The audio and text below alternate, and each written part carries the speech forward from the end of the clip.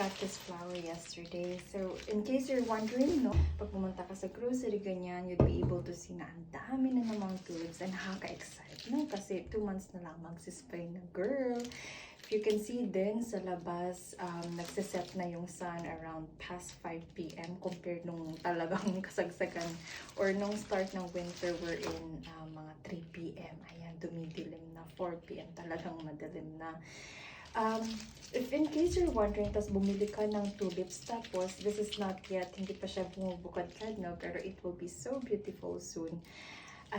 Parang bend ng bend. I only learned this nung 3rd year ko na dito sa Germany.